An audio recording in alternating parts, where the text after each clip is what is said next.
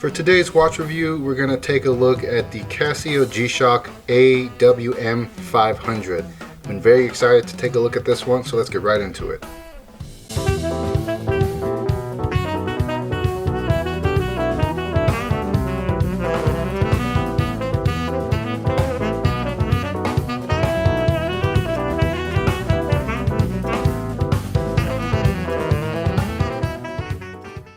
And here's a quick shout out to viewer Vaco67.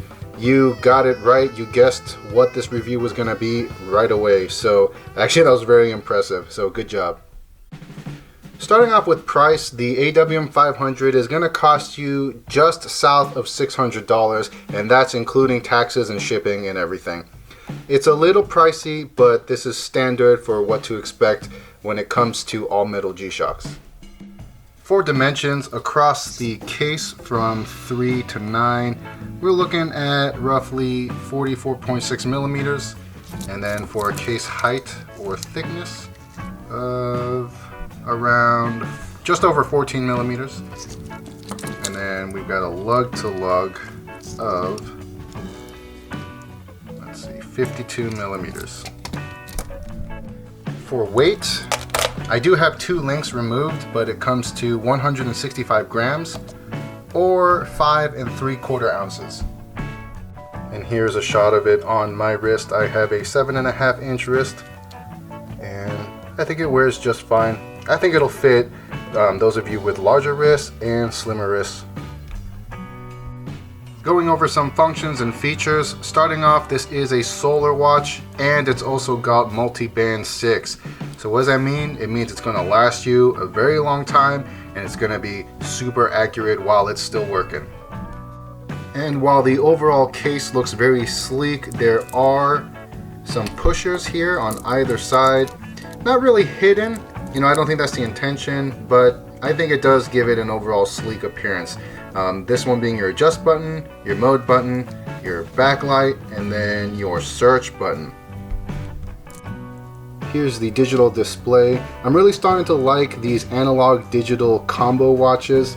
They're just, I don't know, kind of fun, a little bit different. Here is the close-up. You can see the charge level right there at the top right corner. Underneath that, you've got mute, HND, signal, alarm, RCVD, LT, and DST. Each one is highlighted as applicable. So while these other labels are pretty obvious what they are, HND just stands for hands, and what that is if you hold the mode button, so you got to hold it for a couple seconds, the hands will then move out of the way to give you a better viewing position of the display. So then now you can see that HND is blinking, just letting you know that the hands are out of the way. And it'll stay like this for some time. I want to say it's like 10 minutes or so, but if you want to bring it back to normal time functioning, then just hold the mode button again, and then the hands will go back to telling the time as indicated on the digital display. Going back to the charge level, I want to put on the screen for you the times for each charge level, because I think a lot of people get confused and they like to automatically assume that something's wrong with their watch, but you just have to understand that sometimes it takes a while to get to a high charge level. Sometimes that may be several days of just putting it out in the sunlight for it to finally get to high. So if that's you, if that situation applies to you, don't worry, your watch is probably working fine, and just be patient with it. Now going through the different modes, it's all standard G-Shock modes. So now we're in main time, and then we got world time, stopwatch, timer, alarm, and then back to main time. Very simple, and I actually like that. The simpler, easier user interface that you can provide me, the better, in my opinion. So I think they did a really good job there. For backlight and lume, there is lume on this watch, but it's pretty sad, so I don't even want to bring it up. It's neo bright, but it's only applied to the very tips of these hands, and it's kind of pointless. But the backlight really does make up for it. So you've got light illuminating the main dial, and then you've also got a backlight on the digital display, so great redundancy and very pleasant to see. A little bit bright, but you know, considering this isn't like a tactical watch, you know, it's more like a blingy watch, I think it's perfectly fine. We've also got a mineral crystal. If you know me and you watch my videos, you know I will always prefer sapphire, but there's nothing wrong with mineral crystal. It does the job just fine. And along with that, you've also got 200 meters of water resistance, so you're going to get that wonderful Casio G-Shock durability and toughness. You do have that wonderfully beautiful metal screw down case back. It really just is the coolest thing ever. And for those of you that have never experienced a Casio G-Shock screw down case back, you're missing out. It really does add like a whole nother level of quality that you just don't see in other G-Shocks. You've got a fantastic bracelet here, brushed finish on the inside, and then a mix of a brushed and polished finish on the outside. You do have a fold over clasp here, milled steel clasp, and it's just wonderfully done. If you are familiar with the B5000s, then these bracelets are no stranger to you. I will say adjusting is very easy. However, if you're using one of these cheap band adjusting tools, the access holes are quite deep, so you might actually have to just jerry rig like a paper clip or something to adjust the watch, but they're just regular spring pins, and it makes it such a joy to adjust this watch. So for my personal thoughts, I'm not going to lie to you, when I first saw the advertisements for the AWM 500, I thought this thing was really ugly. And in some ways, I still kind of think that it's ugly, and that's just my personal opinion. You know, I'm not a fan of this circular design. I will always prefer a square digital watch. You know, because a circle that's kind of like a very natural shape, and you know, digital and circles, to me, they just don't match.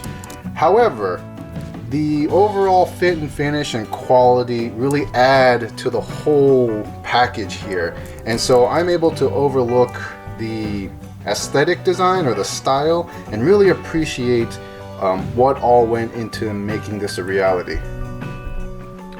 So there's actually a great little mini documentary on YouTube made from G-Shock explaining the ins and outs and the whys and the reasoning behind the 500.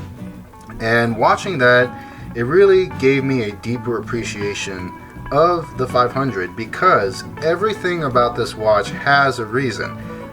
None of it is just random or just quickly trying to put something together.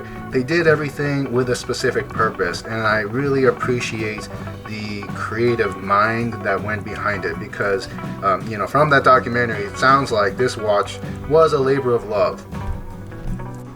On top of that, there's just something so satisfying about having a hunk of steel at this quality level.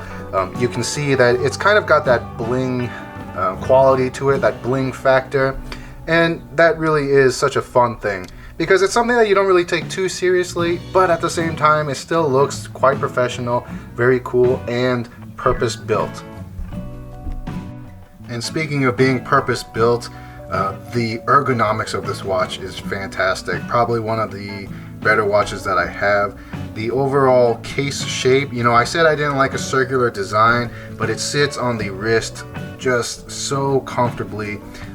Very good for physical activity, anything, I mean, you name it. And the fact that the pushers, they're not really hidden, but they are tucked away very neatly, gives it a very aerodynamic and sleek look that is very practical. So far, the only real negative that I can think of, and it's pretty dumb, is the pushers actually. So you notice how they are perpendicular with the case. So, you know, if you were looking at this kind of like a square, they come out 90 degrees out. And it kills me. I'm used to thinking that the buttons are over here. So every time I want to like hit the backlight or something, I hit here, and I kind of have to like work my way down and find it. And it's just kind of like an odd place to put the pushers, especially because it looks like the pushers would be, you know, kind of like in this X pattern. Again, it's dumb, I know, but it's just something I've noticed that, you know, every single time I want to hit one of the pushers, I sort of have to find it and work my way down. So what's the verdict? Do I recommend this watch to you? I'm actually going to say yes. I know that before I said that I didn't really like the style, the aesthetics just wasn't my cup of tea, but my subjective opinions on this watch are far outweighed by all of the good things. The ergonomics, like I said before, are fantastic, very practical for everyday wear, for any kind of activity. And the dimensions are such that it's not too big, not too small, and not too heavy, but you still have that beautiful density about it that really gives it a very tough feel. And of course, price is always an issue. I think it is a little bit expensive, but I think when you compare it to similarly priced watches, like the B5000, fit, finish, and quality are equal, if not a little bit better on the 500, just because I like the overall brushed finishing on it better. So those are my thoughts on the AWM 500. I used to think I was getting real sick and tired of these constant reissues coming from all these large name companies, but if they keep putting out reissues at this level of quality, I'm all for it. So that's all I got to say. I hope you enjoyed this review. Thanks for watching, and I'll catch you guys later. Bye.